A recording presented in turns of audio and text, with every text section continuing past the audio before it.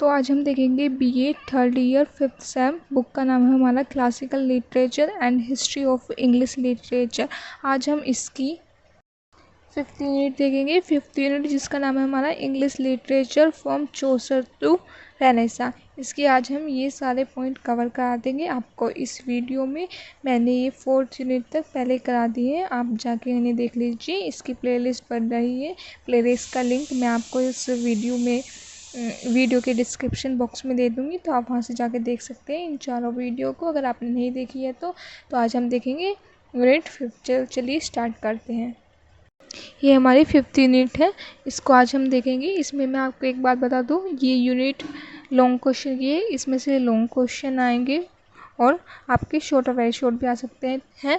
इससे पहले की जो यूनिट थी वे सारे शॉर्ट और वेरी शॉर्ट क्वेश्चन की थी, पर ये लॉन्ग क्वेश्चन की। अब से यहाँ से यूनिट स्टार्ट हो जाती है, इसमें से आपके लॉन्ग क्वेश्चन आएंगे। इसके बाद की जो यूनिट है वे सब लॉन्ग क्वेश्चन की है, तो आप इन्हें ढंग से देखना।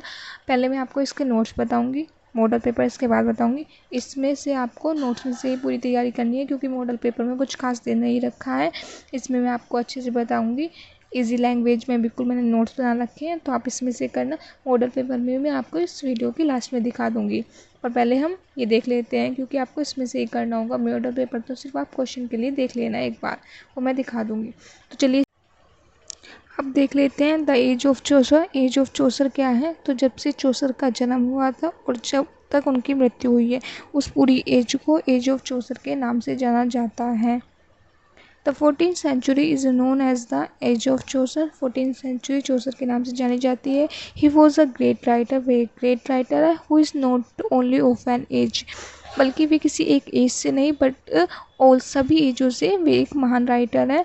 This time period is highlighted by the poetry of the Geoffrey Chaucer. This time period, यह टाइम पीरियड हाईलाइटेड है by the poetry of Geoffrey Chaucer से। इंग्लैंड अंडरवेंट का मतलब होता है गुजरात। Significant social, economical, political and culture changes. तो England महत्वपूर्ण सोशल, इकोनॉमिक, पॉलिटिकल और कल्चर चेंजेस से गुजरा है। The age of Chaucer are these change are reflected in the Chaucer writing. और ये सारे चेंज जो हुए थे वे चौसर की राइटिंग में रिफ्लेक्ट होते हैं, वे दिखाई देते हैं। It was a time of transition, यह बदलाव का समय था। From the middle age to the modern age, यानी यह मिडल एज से मॉडर्न एज की तरफ का बदलाव का समय था। It is also called the great age of enlightenment and prosperity. यह जानी जाती है एनलाइटमेंट और प्रॉस्पेरिटी की एज के नाम से भी ये जानी जाती है। जो चौसर की एज को हम एनलाइटमेंट और प्रॉस्पेरिटी की एज के नाम से भी जाने जाते हैं। अब हमारे आ जाता है important events of the age of Chaucer, यानी चौसर के युग में कौन कौन सी इम्पोर्टेंट घटनाएं घटी थी या हुई थी। द 100 ईयर वॉर, सबसे जो महत्वपूर्ण घटना घटी थी जो वो था 100 ईयर वॉर, मतलब 100 साल तक वहाँ पर वॉर चला था, उसे ही हम 100 ईयर वॉर के नाम से जानते हैं। पर लेकिन वो वास्तव में 100 साल का नहीं था, 116 ईयर का था, पर हम इसे 100 ईयर वॉर के नाम से जानते हैं। ये किस में चला था? ये इंग्लैंड और फ्रांस में हुआ था। तो ये महत्वपूर्ण इवेंट था, घटना थी जो चौसर युग में हुई थी। फिर आ जाएगा हमारा ब्लैक डेथ, और ये 1347 से 1351, यानी 1347 से 1351 तक चला है ब्लैक डेथ। और ये कहाँ पर चला था? Spreaded across the Europe in 1347, ये यूरोप में फैला था 1347 के समय में, और 1351 तक ही रहा था ब्लैक डेथ, यानी लोग मर रहे थे। इससे ब्लैक डेथ के कारण वर्ल्ड हेल्थ पॉपुलेशंस मारी गई थी। अब आ जाता है हमारा द पीजेंट रिवॉल्यूशन, जो हमारा 1381 में स्टार्ट हुआ था। It was the third time, ये तीसरी बार था, 4 साल में तीसरी बार था जब इस प्रकार का टैक्स लगाया गया था। पर लेकिन इससे फिर पीजेंट यानी किसानों ने मना कर दिया था कि आप हमारे ऐसे लगा रहे हो कर, फिर विद्रोह कर दिया था पीजेंट ने, इन्होंने देने से मना कर दिया था। ये तो है पीजेंट रिवॉल्ट, यानी किसानों का विद्रोह उस टैक्स के खिलाफ जो 4 साल में तीसरी बार अब लगा था। तो पीजेंट ने यानी किसानों ने उसके खिलाफ विद्रोह कर दिया था, उसे ही हम पीजेंट रिवॉल्ट के नाम से जानते हैं। फिर आया था हमारा द राइज ऑफ ह्यूमनिज्म, मतलब चौसर युग के दौरान ह्यूमनिज्म यानी मानवता का उजागर का समय था, जब मानवता उनका उगया हुआ था, है ना। Corruption in the church, church में करप्शन था, मतलब पैसे का राज था चर्च में। जो पैसे वाले होते थे सिर्फ उनकी ही बातें सुनते थे और पैसों पर ही जो क्रिश्चियन लोग थे वे राज करते थे। यही है हमारा करप्शन इन द चर्च। ये चौसर युग में थे। ये 5 इवेंट बताए हैं जो इम्पोर्टेंट इवेंट है चौसर युग में। अब हम देख लेते हैं characteristics of the age of Chaucer. First है हमारा पीरियड, ये हमारा 1343 1450 तक जो हमारा एज चली थी उसे ही हम चौसर एज के नाम से जानते हैं। ये मैंने आपको पहले ही बता दिया था, तो यही है एक करेक्टरिस्टिक। सेकंड हमारी द इरा ऑफ ट्रांजिशन, ये ट्रांजिशन का युग था यानी बदलाव का समय था। जो चौसर का जन्म हुआ था वो टर्बुलेंट यानी अशांति का माहौल था तब हुआ था, और जो हमारा था सोशल, रिलीजियस और पॉलिटिकल चेंज हुआ था तब का समय था जब चौसर का जन्म हुआ था। यानी देश में अशांति थी और सोशल, पॉलिटिकल और रिलीजियस चेंज हो रहे थे। He was born in during the, और उनका जन्म एडवर्ड थर्ड तब हुआ था जब एडवर्ड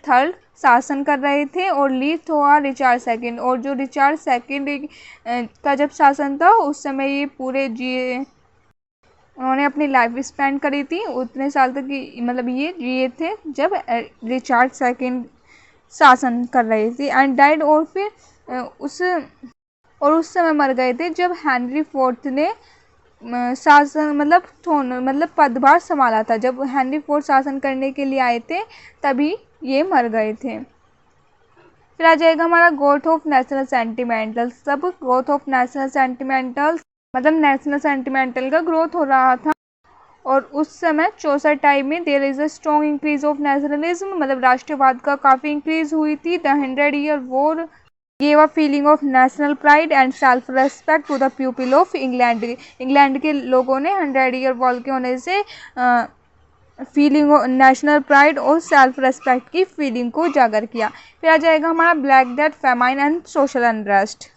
ये नेचुरल डिजास्टर का समय था which added to the common people mind, और इसके कारण मतलब 1/3 पॉपुलेशंस मर गई थी, मारी गई थी। मतलब 1/3 जनता ब्लैक डेथ, फैमाइन और सोशल अनरेस्ट के कारण मर गई थी। फिर आ जाएगा हमारा the corruption of the church and the reformation. Church में करप्शन था। The political, intellectual and the religious influence के कारण चर्च का डिक्लाइन यानी पतन हो रहा था। जो क्लर्जी मैन थे वे करप्ट थे और डिसहार्टेड थे। They ruled on the money, वे सिर्फ पैसे पर राज करते थे और लग्जरी पर। And indulge in the short of vice, और वे शामिल थे short of vice and foolish में। They lived in a godless materialistic world, वे गॉडलेस मटेरियलिस्टिक वर्ल्ड में रहते थे। आ जाएगा हमारा लिटरेचर एंड लैंग्वेज। इंग्लिश ने पहली बार नोटिस किया था कि उसकी खुद की भी अपनी कोई लैंग्वेज होनी चाहिए। And literature there was a 4 main dialect, और लिटरेचर में 4 मेन डायलैक्ट मतलब भाषाएं हैं इन चौसर एज में। He gave a new shape, उसने नई शेप दी इंग्लिश को। एंड फॉर्म द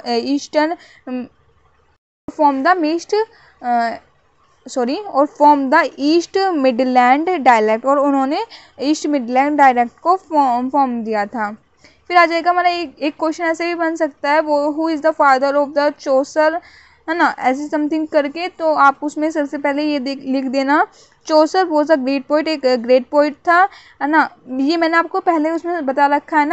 देखिए जो मैंने दिखाया था कि चौसर की लाइफ में द एज ऑफ चौसर, उसमें आप ये भी लिख देना, पर मैं आपको वो बता रही हूँ ना एक कोटेशन, तो थोड़ा सा वो उसमें मिलाकर भी लिख देना। देखिए मैटर तो हमारा यही पूरा रहेगा, हमारा क्वेश्चन बदल के आ सकता है, तो आपको उसमें करना क्या होगा, मैटर तो यही लिखना है, बस उसकी हेडलाइन के अनुसार उसे थोड़ा सा फॉर्म दे देना है। समझ गए ना आप। तो और कुछ आपको याद करने की ज़रूरत नहीं है, मैटर तो यही रहेगा, बस आपको यही लिखना है। ये मैटर बहुत है, बस आपको उसको लैंग्वेज जो भी क्वेश्चन आएगा उसके हिसाब से फॉर्म दे देना है, क्योंकि हमारा क्वेश्चन तो यही रहने वाला है। हम देख लेते हैं। चौसर वॉज अ एक ग्रेट पोइट थे। Chaucer purified the English of his time, Chaucer ने इंग्लिश को अपने टाइम में प्योरीफाइड किया था, शुद्ध किया था। From its dross he shaped it, उन्होंने शेप किया था into a fit instrument for his use. ठीक है, ये वाले आप कोटेशन लिख देना। यहाँ से है चौसर प्योरीफाइड, और फिर यहाँ तक है, आप इसे पूरी लिख देना। आपका आंसर इनहेंसिंग अच्छा लगेगा। ये थोड़ी राइटिंग अच्छी नहीं आ रही, इसको बुरा मत मानना, है ना। मेरी राइटिंग सॉरी, है ना, ये राइटिंग ऐसी है थोड़ी सी।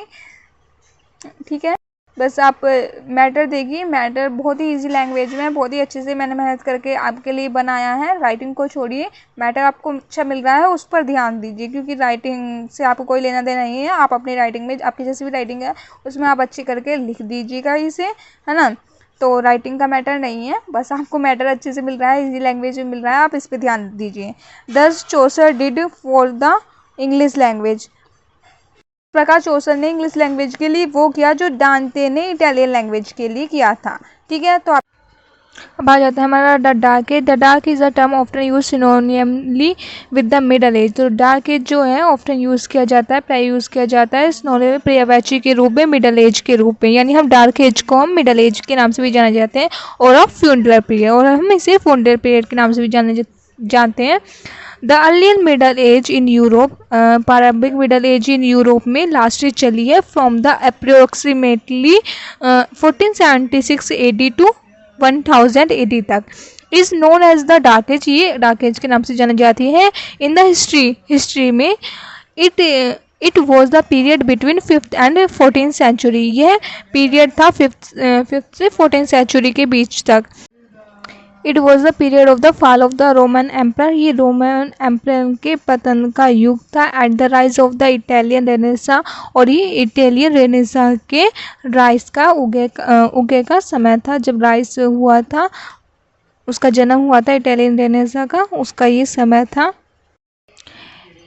It refer to the period of time between the 5th and 14th century, यह रेफर करता है ऑफ द पीरियड, उस पीरियड को, ऑफ द टाइम, उस टाइम के पीरियड को ये रेफर करता है between the 15th and 14th century के, 5th और 14th सेंचुरी के बीच के टाइम को ये रेफर करता है।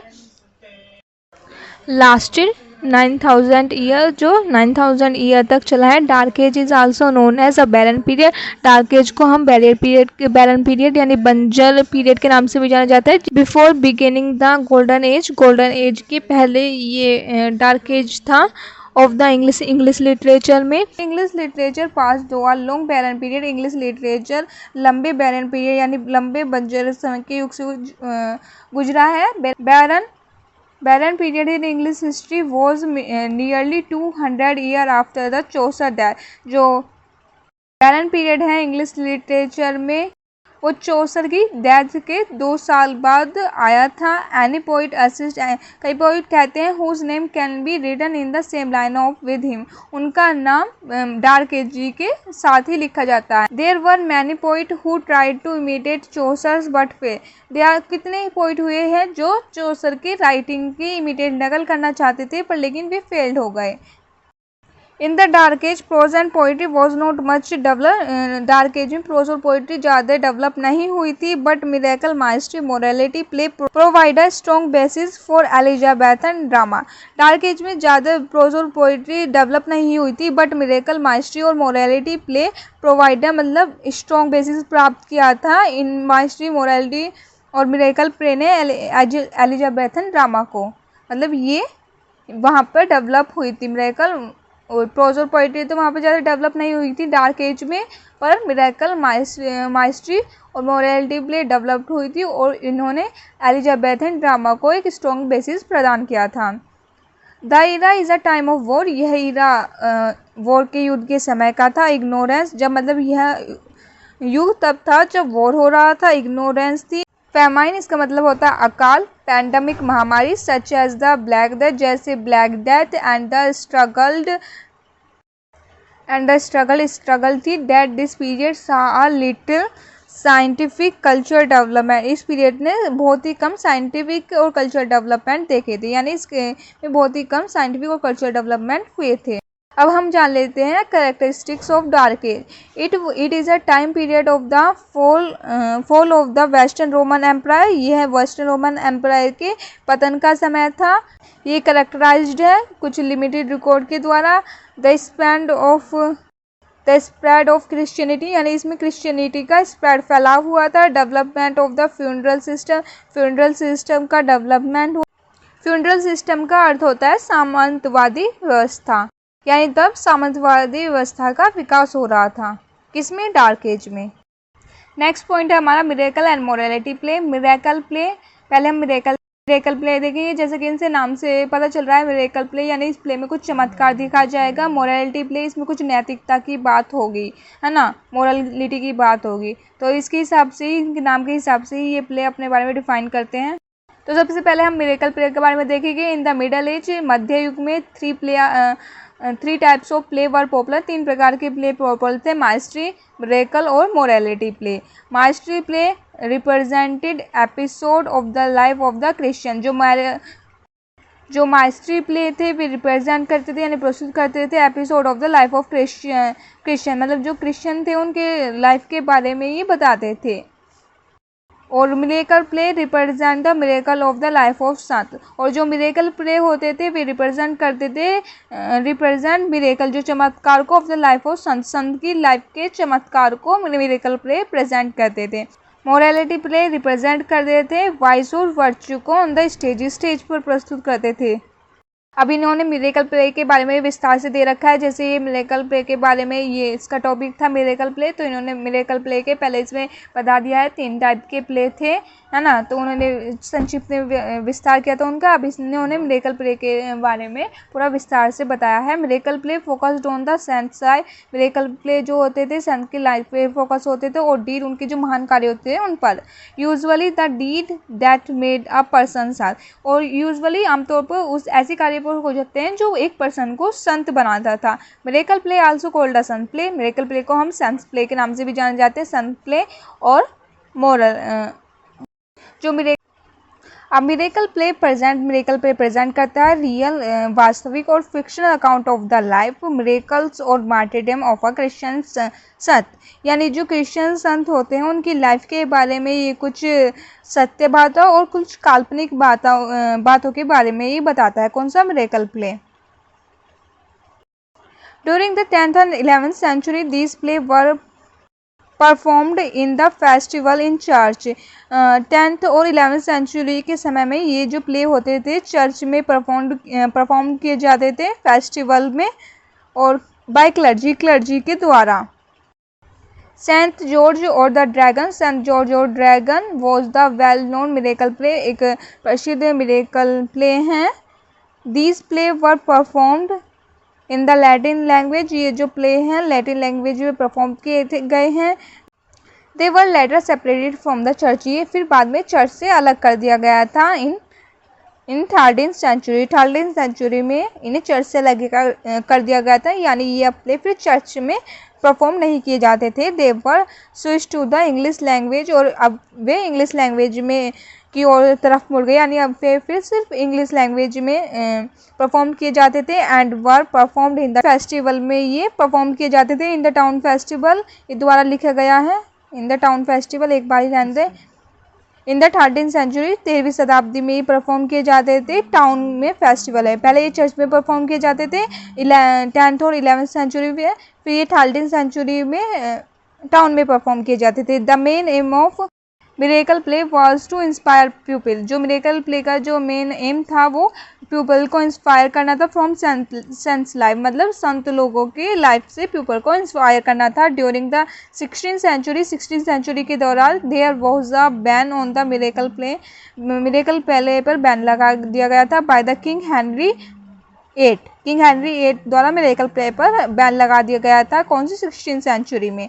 सम were destroyed and after they soon began to fade away, कुछ को डिस्ट्रॉय किया दिया गया था और कुछ अपने आप ही फेड अवे, मतलब ख़त्म हो गए कुछ समय बाद ही। अब हम देखेंगे characteristics and element of miracle play. Miracle play की क्या करेक्टरिस्टिक्स और एलिमेंट है।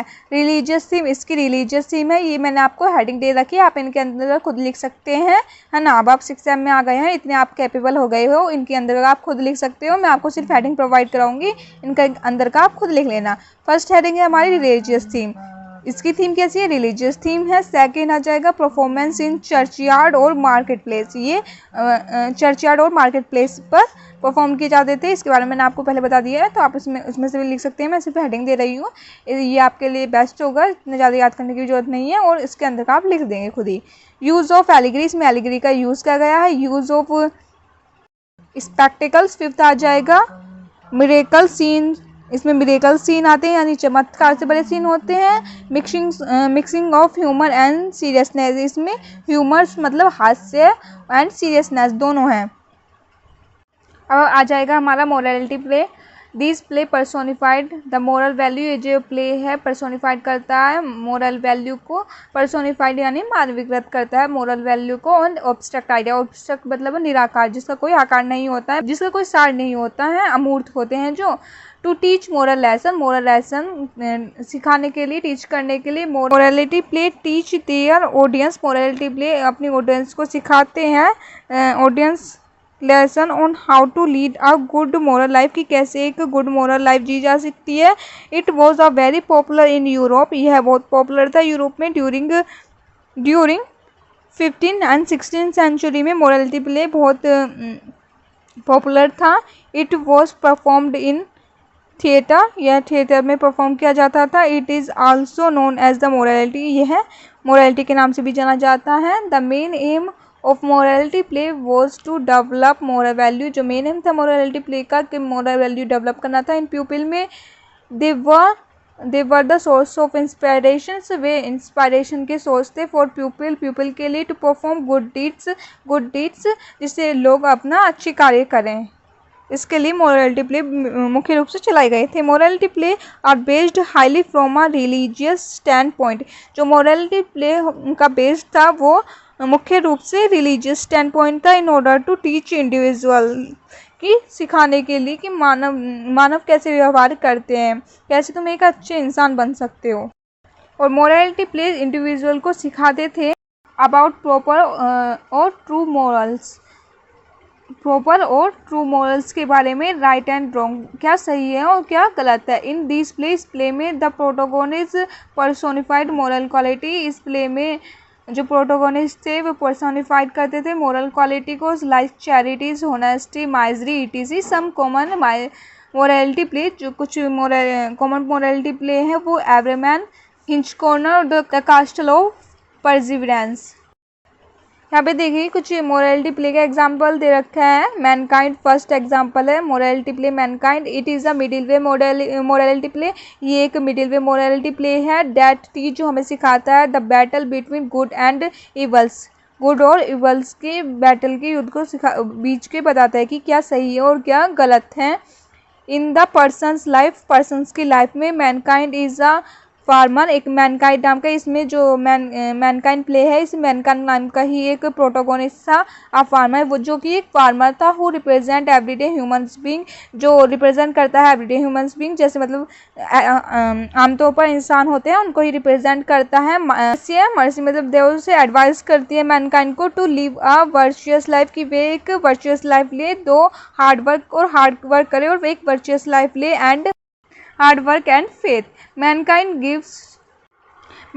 Give in to a temptation, मतलब जो मैनकाइंड को प्रलोभन दिया जाता है और वो फिर सिर्फ प्रलोभन में आ जाता है। But later realised his mistake and seek forgiveness, but बाद में वो शुरुआत में तो वो प्रलोभन में आ जाता है, पर लेकिन बाद में वो अपने मिस्टेक को रियलाइज़ कर लेता है और सीक फॉरगिवनेस, और वो माफ़ी चाहता है। फिर in the end mercy forgives, और इन द एंड में मर्सी उसे फॉरगिव कर देती है।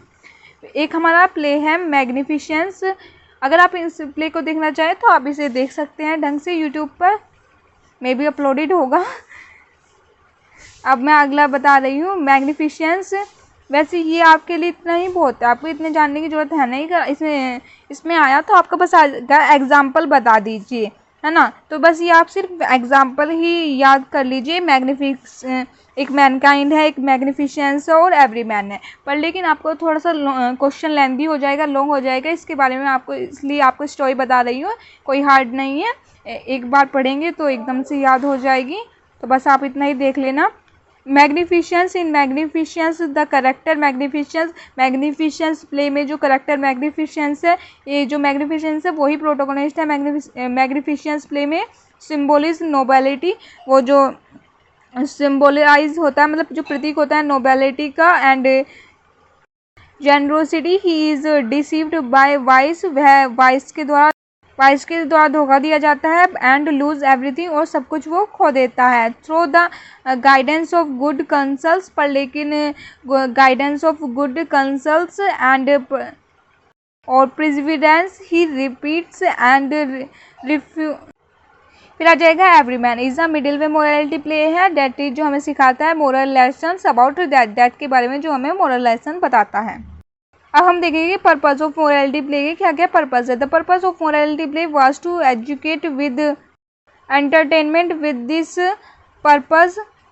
बस इसमें आप ये देखना जो पर्पज होता है मोरलिटी के प्ले का, वाज टू एजुकेट करना होता है एंटरटेनमेंट के साथ, और इन दिस वे, और इस तरह से लिटरेट पीपल जो अनपढ़ पढ़े लिखे लोग नहीं हैं, कुड मोर इजीली, वे आसानी से सीख सकते हैं basic teaching of Christianity thoughts dramatic speech and actions. वे उसके द्वारा जो इलिटरेट पीपल है वे आसानी से मोरालिटी सीख सकते हैं और इसे अपनी लाइफ में अपना सकते हैं। फिर ये जो कुछ करेक्टरिस्टिक्स दे रखी है इसकी मैंने हेडलाइन दे रखी है ना, तो आप इसके अंदर आप खुद लिख सकते हैं। एलिगरी एलिमेंट आर यूज, इसमें एलिगरी एलिमेंट यूज़ किया गया है। Representations of humanity and social class का यूज़ किया गया है, और कॉन्फ्लिक्ट बिटवीन गुड और इविल्स का इसमें यूज़ किया गया है। संघर्ष होता है कॉन्फ्लिक्ट का मतलब, based on religious stand point पर ये बेस्ड होता है। ड्रामेटिक इन नेचर में ये ड्रामेटिक होता है। गाइडेंस बाय वैल्यूज़, मतलब गाइडेड बाय वैल्यूज़, वैल्यू के द्वारा गाइडेड किया जाता है। तो ये तो हो गया हमारा मिरेकल और मोरालिटी प्ले। अब आगे चलते हैं। With the university with is a phrase, एक फ्रेज है यूज टू जिसका उपयोग किया जाता है name of group of people के रूप में of a late 16th century English play writer, जो इंग्लिश प्ले राइटर थे, and pamphleteers who were educated, जो एजुकेटेड थे एट द यूनिवर्सिटी ऑक्सफोर्ड और कैम्ब्रिज, जो ऑक्सफोर्ड और कैम्ब्रिज यूनिवर्सिटी से पढ़े थे, and whose become popular scholar, और फिर जो बाद में पॉपुलर स्कॉलर बन गए थे, पॉपुलर स्कॉलर राइटर बन गए थे। प्रोमिनेंट मेंबर, जो इसके मुख्य मेंबर हैं ऑफ दिस ग्रुप के जो मुख्य मेंबर हैं ये वे हैं Christopher Marlowe, Robert Greenery and the Thomas Nashe from Cambridge, ये जो कैम्ब्रिज से थे, and John Lyly, Thomas Lodge और George Peele from the Oxford University, ये ऑक्सफोर्ड यूनिवर्सिटी से पढ़े थे। Thomas Kyd was not from any one of this university, और जो हमारा थॉमस के वाइडी है वो ऑक्सफोर्ड और कैम्ब्रिज इन दोनों यूनिवर्सिटी में से किसी में भी पढ़ा हुआ नहीं था, बट लेकिन considered as a university with, पर लेकिन वो भी यूनिवर्सिटी विथ के रूप में जाना जाता था। The term university with was not use in their life time, जो टर्म यूनिवर्सिटी विथ है वो इनके लाइफ टाइम में यूज़ नहीं की गई थी, बट ये जॉर्ज सेंटबरी द्वारा कॉइंड बाय मतलब खोजा गया था 19th सेंचुरी में। जर्नलिस्ट होता था यूनिवर्सिटी विथ, जो यूनिवर्सिटी विथ थे वो प्रिपेयर करते थे एक रास्ता from writing of William Shakespeare के लिखने के लिए यूनिवर्सिटी विथ एक रास्ता प्रदान करते थे, ठीक है। The conditions of drama was not good, जो कंडीशंस ऑफ ड्रामा थी वो अच्छी नहीं थी बिफोर, पहले यूनिवर्सिटी विथ से पहले जो कंडीशन ऑफ ड्रामा थी अच्छी नहीं थी। दे इम्प्रूव्ड एंड डेवलप्ड, इन्होंने इसको इम्प्रूव किया और डेवलप किया उसकी क्वालिटी को ऑफ ड्रामा की, ठीक है। कॉमन फीचर्स एंड और कैरेक्टरिस्टिक्स क्या हैं। फाउंडनेस फॉर हीरोइक थीम, मतलब इसका जो इसमें हीरोइक थीम होती थी, heroic theme needed heroic treatment, और हीरोइक थीम को क्या जरूरत होती थी, हीरोइक ट्रीटमेंट। नेक्स्ट आ जाएगा हीरोइक स्टाइल। इसका हीरोइक स्टाइल होता था theme are usually tragic nature, इसकी जो थीम होती थी वो यूजुअली ट्रेजिक होती है थी नेचर्स में। अब हमारा आ जाएगा metaphysical poetry is derived by the Latin words, ये लैटिन वर्ड से लिया गया था। The term metaphysically is used in literature, जो टर्म मेटाफिजिकल है वो लिटरेचर में यूज़ किया जाता था, जहाँ पर पोइट पोर्ट्रेट करते थे the things idea that are beyond the description of the physical existence, जहाँ पर मतलब जो मेटाफिजिकल पोइट्री में पोइट बात करते थे उन आइडिया और चीज़ों पर जो बियॉन्ड परे होते थे फिजिकल एग्जिस्टेंस, जो फिजिकल एग्जिस्टेंस से परे होते थे उन पर मेटाफिजिकल पोइट बात करते थे, उन आइडियाज़ और थिंग पर। Metaphysically is a combination of two words, जो मेटाफिजिकल है दो वर्ड से मिलकर बना है, meta and physical. The first word meta mean beyond, जो फर्स्ट वर्ड मेटा इसका मतलब होता है beyond, and the second word physical mean, जो सेकंड वर्ड फिजिकल इसका मतलब होता है physical word. The mean are clear है, जो इसका मतलब है यहाँ पर क्लियर हो गया है। That it deal with the objects and idea, यह ऑब्जेक्ट और आइडिया पर डील करता था। आर बियॉन्ड द एग्जिस्टेंस, जो परे होते थे एग्जिस्टेंट अस्तित्व से, ऑफ द फिजिकल वर्ल्ड, जो फिजिकल वर्ल्ड के अस्तित्व से परे होते थे। मेटाफिजिकल पोइट उन पर बात करते थे। The term metaphysical poets was coined bye, जो टर्म्स मेटाफिजिकल पोइट है वो कॉइन्ड बाय खोजी गई थी। द क्रिटिक्स, एक आलोचनाकार था सैमुअल जॉनसन के द्वारा, to describe a loose group of the 17th century, describe करने के लिए 17th सेंचुरी के लूज ग्रुप को। Generally metaphysical deal with the question, जो जनरली मेटाफिजिकल पोइटे होते हैं वे इस क्वेश्चन को से डील करते हैं। That can not be answered by science, जो जिसका साइंस के पास आंसर नहीं होता है। इट आस्क, ऐसे क्वेश्चन पूछते हैं about natural world in a physical philosophical way natural world के बारे में क्वेश्चन पूछते हैं फिलोसॉफिकल वे में। अब यहाँ पे इन्होंने कुछ मेटाफिजिकल क्वेश्चन दे रखे हैं, अब हम इन्हें देख लेते हैं। डज गॉड एग्जिस्ट, क्या गॉड सच में है? Is that everything happen is predetermined, जो कुछ होता है वो पहले से ही निश्चित होता है क्या? Is consciousness limited to brain, क्या जो हमारी कंसाइसनेस चिंतना है वो ब्रेन तक ही लिमिटेड है? Is there a difference between the way thing appear, क्या इसमें कोई डिफरेंस अंतर है क्या जो हमें थिंग दिखाई देती है और जो सच में होती है, इसमें कुछ डिफरेंस है? Metaphysical can deal with a lot of topic, metaphysical lot of topic के साथ डील करता है, सच एज पैराडॉक्स, विरोधाभास, वेट, ह्यूमर, रिलीजियस और conciseness. Metaphysical is all about a philosophical and elaboration, metaphysical philosophy यानी दर्शन साथ और एलोब्रेशन के बारे में बताता है, नॉट अबाउट साइंस और maths. Samuel Johnson is a literary critic, Samuel Johnson क्या एक लिटरेरी क्रिटिक्स है एंड पोइट है। ही फर्स्ट आउट टर्म, इसने सबसे पहले टर्म मेटाफिजिकल के बारे में बताया है। और किस बुक में इन्होंने अपनी एक बुक में बताया मेटाफिजिकल पोइट्री के बारे में, उसका नाम है हमारा lives of the most eminent English poets. In that book he wrote about 17th century British poet, इस बुक में इन्होंने 17th सेंचुरी ब्रिटिश पोइट के बारे में लिखा है। एंड नोटिस किया है कि सब पोइट से एक ही कॉमन कैरेक्टरिस्टिक्स को शेयर करते हैं, specially the one with an elaboration style. ठीक है, तो अब इन्होंने कुछ कैरेक्टरिस्टिक्स दे रखी है मेटाफिजिकल पोइट्री की। Theme, the theme of the metaphysical poetry is spiritual love, religious और मोरालिटी। अब लिटरेरी डिवाइस दे रखी metaphysical poetry paradox, puns, metre और मेटाफर का यूज़ करते हैं टू ड्रामा में टेंशन क्रिएट करने के लिए। It also use scientific and logical word and phase to create drama about the philosophical way इसके साथ साथ साइंटिफिक और लॉजिकल वर्ड और फेज को भी यूज़ करते हैं। उन्होंने मेटाफिजिकल पोइट के बारे में दे रखा है, metaphysical poet are highly intellectual होते हैं वे, और यूज़ करते हैं high knowledge to create new idea for readers. Short poem, metaphysical जो पोएम होती है वो बहुत ही शॉर्ट होती है। ओरिजिनलिटी, मेटाफिजिकल पोइट्री में एक गुण होता है कि वे ओरिजिनल होती है, किसी की कॉपी नहीं करते हैं। मेजर मेटाफिजिकल पोइट हैं जो हमारे ये दे रखे जॉन डोने, एंड्रयू मोल्वर और रिचर्ड क्रैशो, जॉर्ज हर्बर्ट और हेनरी वोगन। जो हमारा George Donne was a highly educated and intellectual poet है। He was also known as monarch of wit. He was presented in the Elizabethan age and in Jacobean age, वो Elizabeth और Jacobian as को present करता है। His most of the works were published in the late Renaissance, उसके जो most of work हैं late Renaissance period में publish हुए हैं। आफ्टर हिज डेथ, उसके डेथ के बाद लेट रेनेसा पीरियड में पब्लिश हुए हैं। अब हमारा आ जाता है एलिजाबेथन पोइट्री, जो हमारा इसका मोस्ट इम्पोर्टेंट टॉपिक है, तो आप इसे अच्छे से तैयार करना, इसके आने की संभावना है इसकी। और जो हमारा बताते हैं मैंने आपको चौसर एज, ये इंपॉर्टेंट क्वेश्चन है, ये दोनों इंपॉर्टेंट है, इनमें से कोई ना क्वेश्चन आएगा, तो इन दोनों को तो अच्छे से याद कर लेना। लॉन्ग क्वेश्चन इन दोनों में से एक ना एक तो आएगा। पोइट्री, एलिजाबेथन पोइट्री वह पोइट्री है जो एलिजाबेथन के शासनकाल में लिखी गई थी। 1558 से 1603 तक लिखी गई थी। कई लोग सोचते हैं इस एज को गोल्डन एज मानते हैं। कई लोग ऑफ इंग्लिश लिटरेचर में एलिजाबेथन जो पोइट्री है वो जानी जाती है अपनी complex form, rich imaginary and a wide range of topic from love and beauty to politic and nature. It was a time of great literary creativity, यह great literary creativity का time था।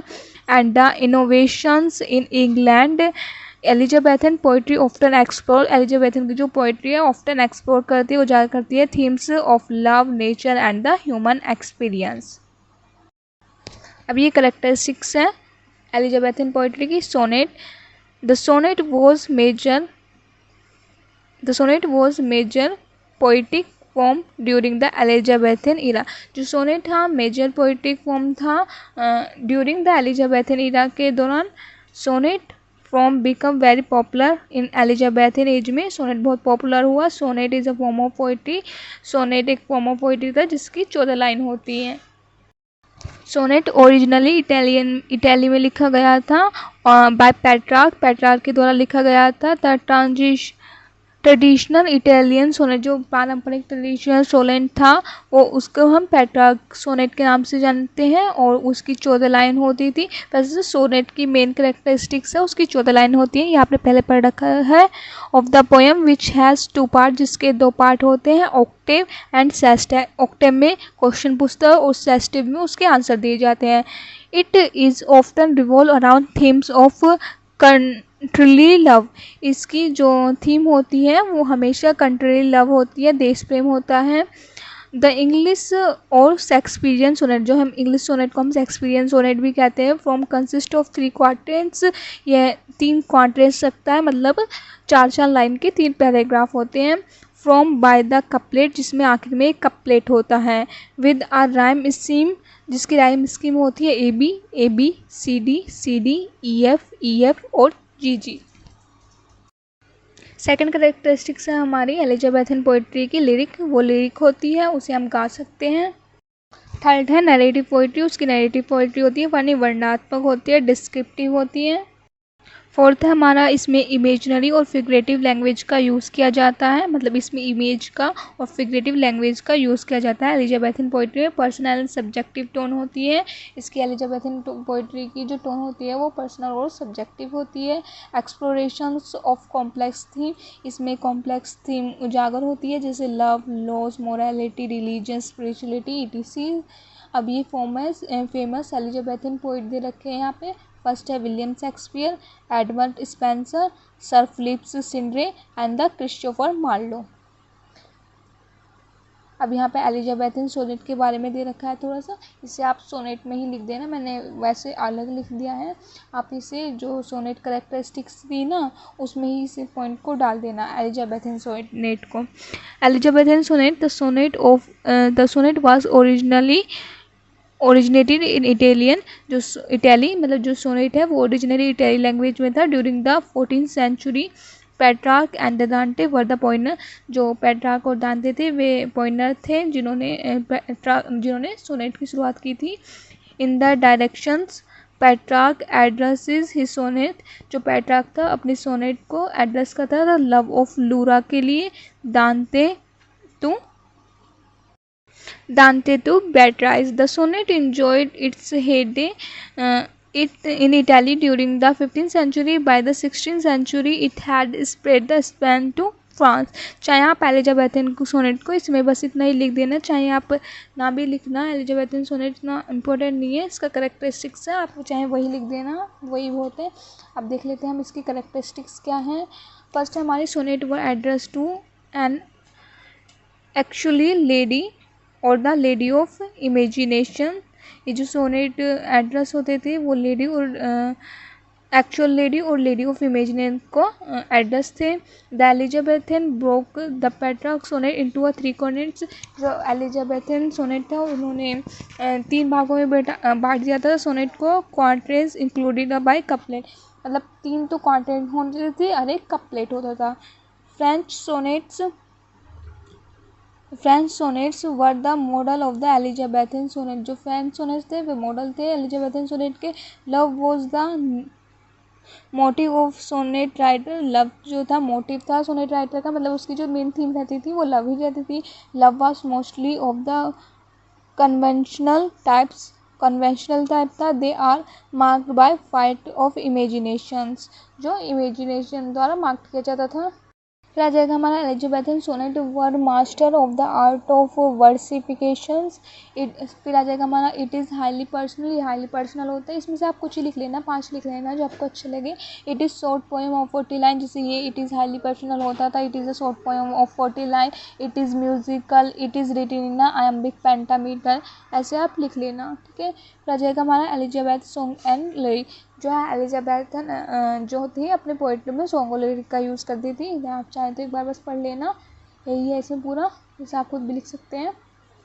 फिर आ जाएगा हमारा love is the first subject of the Elizabethan lyric. Main characteristics of Elizabethan and song lyric की इन्होंने कुछ मेन करेक्टरिस्टिक्स दे रखे हैं। आप वीडियो पॉज करके इसे पढ़ सकते हैं, खुद पढ़ना चाहें तो आप। आगे बढ़ते हैं अब हम। बात है हमारा रेनेसां, नेक्स्ट पॉइंट, ये भी इम्पोर्टेंट है, इसे भी ढंग से करना आप। द ट्रांजिशनल पीरियड, ये transitional period of from the middle age to modernity in the Europe marked as the renaissance. ये एक ट्रांजिशनल पीरियड था, मतलब बदलाव का समय था, मॉडर्न एज से मिडल एज से मॉडर्न एज की तरफ। The Renaissance was a culture movement, एक कल्चर मूवमेंट था विच बिगेन इन इटली, जो इटली से शुरुआत हुई थी इसकी। That profoundly affected Europe intellectuals life in the early modern period, जिन्होंने इंटेलेक्चुअल लाइफ को अफेक्ट किया था। फिर आ जाएगा हमारा the Renaissance was a culture artistic and intellectual movement था that began in the Europe during the 14th century, peaked in the 14th century में बिगेन हुआ था, और जो अपने हाई स्तर पर पहुंचा था वो 15 से 16 सेंचुरी में पहुंचा था। जो टर्म रेनेसां है एक फ्रेंच वर्ड है जिसका मीनिंग है रीबर्थ, यानी पुनर्जन्म। अब आप ये एक बार बैकग्राउंड ऑफ रेनेसां देख लीजिए। रेनेसां की शुरुआत इटली से हुई थी, वह after the fall of Constantinople के पतन के होने के बाद, जिसे हम हिंदी में कॉन्स्टेंटिनोपल बोलते हैं। इन 1453 में तुर्की को कैप्चर्ड कर लिया था कॉन्स्टेंटिनोपल इन 1453 में। एंड हिज इंसिडेंट, जब तुर्की को कैप्चर कर लिया था इटली ने, इसी इंसिडेंट को हम कॉन्स्टेंटिनोपल बोलते हैं। बहुत सारे स्कॉलर जो फिर इस तुर्की को छोड़ के चले गए थे, इटालियन सिटी में चले गए थे। दे आल्सो वो, और वे अपने साथ 1000 क्लासिकल राइटिंग भी लेके गए थे। The church has little influence in Italy, जो चर्च का था बहुत ही कम इन्फ्लुएंस था इटली में। When these writing came into a circulation, जब ये राइटिंग जो सर्कुलेशन में आई, मतलब सब लोग पढ़ने लगे। फर्स्ट इन इटली, सबसे पहले इटली में, क्योंकि वहाँ पे चर्च का बहुत ही कम प्रभाव था। And then in other parts, और फिर दूसरे पार्ट्स में यूरोप के peoples were attract and took up, people इसकी तरफ अट्रैक्ट हुए और उसकी स्टडी करने के लिए उत्सुक हुए। ऑफ द एंशिएंट ग्रीक की, एंड नो क्लासिकल सीरियसली, और वे क्लासिक सीरियसली जानना चाहते थे। This study resulted in a number of new development, इसका यह परिणाम यह हुआ कि नंबर ऑफ न्यू डेवलपमेंट हुए in the field of art, literature, religious, philosophy की, साइंस एंड पॉलिटिकल फील्ड में। The inventions of printing press, जो प्रिंटिंग प्रेस का इन्वेंशन था वो भी तभी हुआ था, और उसका फ़ायदा ये हुआ कि नंबर ऑफ बुक, बहुत सारी बुक पब्लिश हुई, जिससे ज़्यादा से ज़्यादा लोग पढ़ सकें, ज़्यादा से ज़्यादा लोगों को, कॉमन पीपल के पास भी पहुंच सके at the much cheaper cost, बहुत ही कम कॉस्ट प्राइस पे। इट इज़ स्प्रेडेड, जिसने नॉलेज और एजुकेशन को फैलाया है। The English renaissance was a movement, एक मूवमेंट है इन द इंग्लैंड में from the early 16th century to 17th century तक। The desire to let people read the Bible for themselves led William Tyndale to publish his own translations in 1526। William Shakespeare, Hamlet, Othello, King Lears और Macbeth, इन सब का भी इसमें translate किया गया था English में। और रेनेसां एक मूवमेंट था जो 16 से 17 सेंचुरी तक चला है, और पीपल की इच्छा थी कि वे बाइबल को पढ़ सके, इसलिए उसे भी इंग्लिश में ट्रांसलेट किया गया था विलियम टिंडरे के द्वारा 1526 में। और ये एक क्वेश्चन है रेनेसां का, जिसे आपको देखना है अच्छे से। What do you mean by renaissance, how was it both arrival और रीअवेकिंग, गिव इट्स कैरेक्टरिस्टिक्स। तो उसमें मैंने आपको रेनेसां का मीनिंग तो उसमें बता दिया था नोट्स में। अब आप उसमें एक ये कोटेशन लिख ले सकते हैं, ये अच्छी है, ये वाली WJ लॉन्ग राइट्स के अनुसार ये कोटेशन लिख लेना, चाहे आप इसका स्क्रीनशॉट ले सकते हैं। ये रहा ये पूरा क्वेश्चन। जिसमें से अब आपको मैं बता रही हूँ क्या करना है, जिसमें से आपको करना है history and development of Renaissance. इसे भी छोड़ देना हिस्ट्री में, तो चाहे आप इससे वही लिख देना जो बैकग्राउंड बताया था ना, बैकग्राउंड ऑफ रेनेसा हिस्ट्री में, तो आप इसे वही डाल देना। अब क्लासिफिकेशन ऑफ रेनेसा इसे देख लीजिए आप, क्योंकि ये 2 नंबर के क्वेश्चन में आ सकता है। 15 से 1579 तक यूथ ऑफ रेनेसा चला था, फिर 1579 से 1603 तक द मैनहुड ऑफ रेनेसा आया, फिर 1603 से 1625 तक the middle as of Renaissance, जिसे हम जैकोबिन एज भी के नाम से जानते हैं, फिर 1625 से 1660 तक the old age of Renaissance, जिसे हम कार्लोरिन एज के नाम से जानते हैं। ये कुछ फीचर ऑफ रेनेसा दे रखे हैं, चाहे आपकी करेक्टरिस्टिक्स आए, फीचर आए, आपको यही लिखना है। फ्री थिंकिंग, इसमें लोगों को पूरी आज़ादी थी, खुले फ्री थिंकिंग, कुछ भी सोच सकते थे वे, तो ये आप लिख देना। मैं आपको हेडिंग बता रही हूँ, आप इसका अंदर खुद देख लीजिएगा, अन्यथा अपनी लैंग्वेज में लिख देना। हेडिंग देख लेना बस आप, इसमें आप खुद लिख सकते हैं, कुछ खास नहीं है। नैरो एंड लिमिटेड वर्ल्ड था, ठीक है। फिर आ जाएगा हमारा ह्यूमनिज्म, इसमें ह्यूमनिज्म का जन्म हुआ, जागर हुआ। फिर आ जाएगा हमारा इन्वेंशन ऑफ प्रिंटिंग प्रेस, इसमें प्रिंटिंग प्रेस का इन्वेंशन हुआ था। साइंटिफिक और आर्टिस्टिक रिवाइवल हुआ था, न्यू आइडियाज़ का जन्म हुआ था इसमें। फिर इसमें दे रखा है एस्ट्रोनॉमर्स और एक्सप्लोरर और मर्चेंट, इसे आप छोड़ देना, इन दो को बस ऊपर की कर लेना, वही बहुत है। चाहे आप ये वाला पॉइंट लिख लेना, लिटरेरी एंड फिलोसफी और आर्टिस्टिक इनोवेशंस, ये पॉइंट लिख लेना, इतना बहुत है। और एक बार इसके इफेक्ट ऑफ रेनेसा का देख लीजिए, रेनेसा का क्या इफेक्ट हुआ। एंड ऑफ ब्लाइंड फेथ का एंड हो गया था। Beginning of science outlook, scientific outlook का बिगिनिंग हुई थी। डेवलपमेंट ऑफ ह्यूमनिज्म का डेवलपमेंट हुआ था। एक्नॉलेजमेंट ऑफ साइंस का एक्नॉलेजमेंट हुआ था। लिटरेरी प्रोग्रेस हुई थी। फिर आ जाएगा द रिफॉर्मेशन मूवमेंट, हमारा अगला पॉइंट। द रिफॉर्मेशन जो मूवमेंट है वो एक मेजर मूवमेंट है इन 16th सेंचुरी यूरोप का। इट वाज स्टार्टेड, जो स्टार्टेड किया गया था मार्टिन लूथर के द्वारा from the early 15th century में स्टार्ट किया गया था इसे। The pope of the church were very powerful, जो पोप थे चर्च में बहुत ही पावरफुल थे, वही सब को अरेंज करते थे।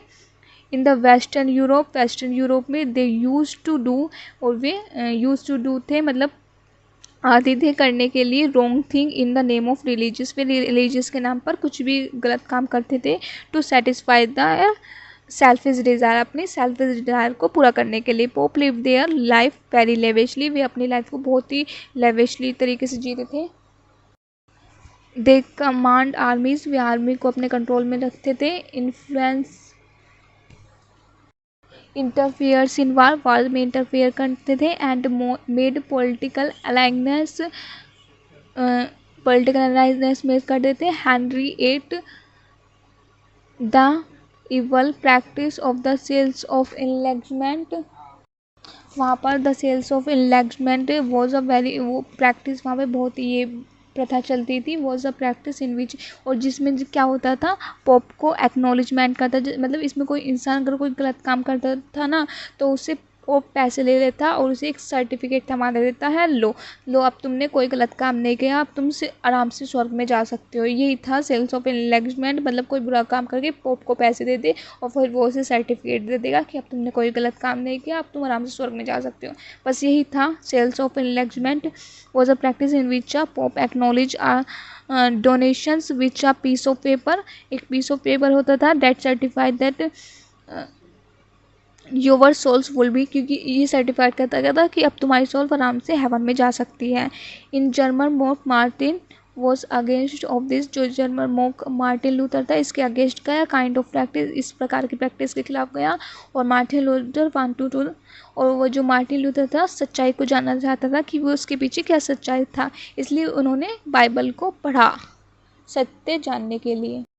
और बाइबल को पढ़ने के बाद उन्होंने जाना कि जो सारे ये काम हो रहे हैं, चर्च डिड नॉट मैच्ड, ये हमारे बाइबल से मैच नहीं हो रहे हैं, कि ये बाइबल भी नहीं लिखा है, ये सब गलत कर रहे हैं। टू अवेयर कॉमन पीपल, इससे कॉमन पीपल को अवेयर करने के लिए लूथर ने 95 thesis he posted 95 thesis on the door of saint, इन्होंने 95 थीसिस को सेंट के जो चर्च का डोर होता था, दरवाज़ा होता था, उस पर चिपका दी। And other church due to the inventions of printing press, और तब हमारा जो प्रिंटिंग प्रेस का इन्वेंशन हो चुका था तो उसके लिए आसान हो गया था कॉपी करना उनको, जिससे उसकी आइडिया पूरे यूरोप में आसानी से फैल गए। The inventions of printing press gave rise of movement, printing press ने इस मूवमेंट को गेव राइज दिया। And Bibles was translated into a common language like English, Bible को इंग्लिश लैंग्वेज में ट्रांसलेट किया गया, फ्रेंच में, जर्मन में और टैली ईटीसी बहुत सारी लैंग्वेज में से ट्रांसलेट किया गया। When people started translating Bible, जब पीपल ने रीड करना स्टार्ट किया ट्रांसलेटिव बाइबल को, दे बिकम अवेयर, उन्होंने जान लिया कि लूथर सही थे। पीपल स्टार्टेड प्रोटेस्ट, और पीपल ने इसका अगेंस्ट करना शुरू किया। दिस वॉज द टाइम, यह टाइम था व्हेन क्रिश्चियन वॉज डिवाइडेड, जब क्रिश्चियनिटी डिवाइडेड हो गई थी इनटू अ कैथोलिक और द प्रोटेस्टेंट, कैथोलिक और प्रोटेस्टेंट में, जब हमारी क्रिश्चियनिटी दो भागों में डिवाइड हो गई थी।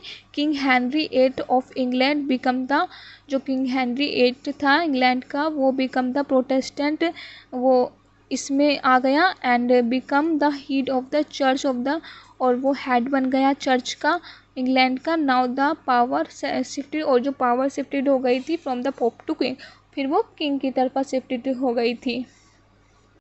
तो बस ये रिफॉर्मेशन का इतना ही था हमारा। नोट्स तो बस पे इतना ही हो गया। मैं आपको एक बार मॉडल दिखा देती हूँ, ये रहा। आप इसमें आपने कहा था इसलिए मैं आपको दिखा रही हूँ, हिंदी इंग्लिश इसमें दोनों में दे रखा है। आपको मैं मॉडल भी दिखा रही हूँ, ये इसके शॉर्ट क्वेश्चन। वैसे आप फिर नोट्स का पढ़ लेंगे, वही बहुत रहेगा, इसमें कुछ नहीं है इतना खास। देख लेना आप वीडियो पोस्ट करके अगर आपको देखना है तो।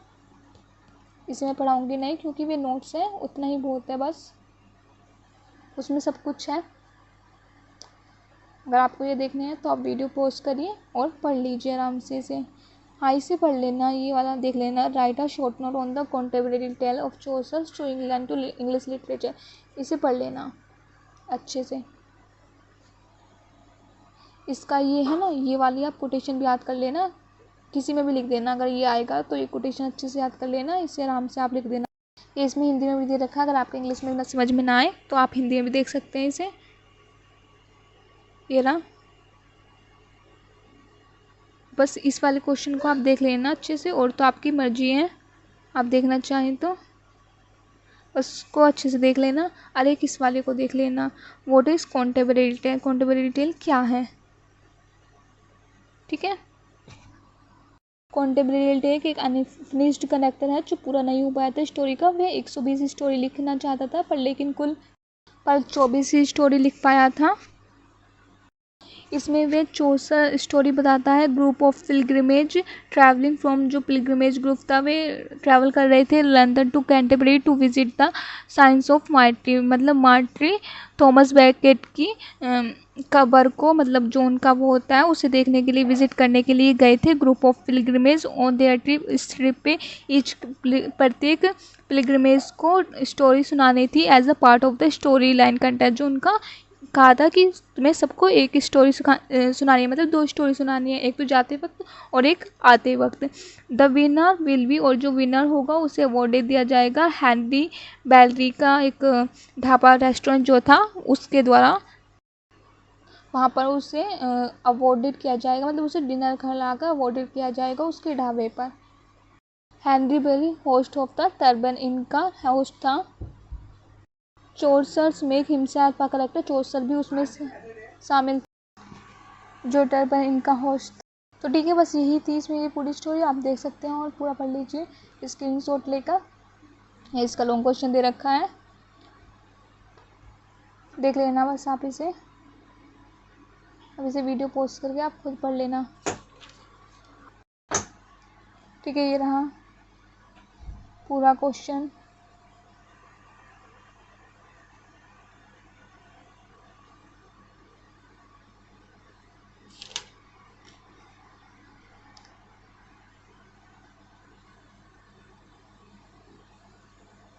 आप पढ़ सकते हैं इसे खुद अपने आप वीडियो पोस्ट करके। बस यहीं पे ख़त्म होती है वीडियो, तो मिलते हैं अगली वीडियो में, तब तक के लिए बाय बाय।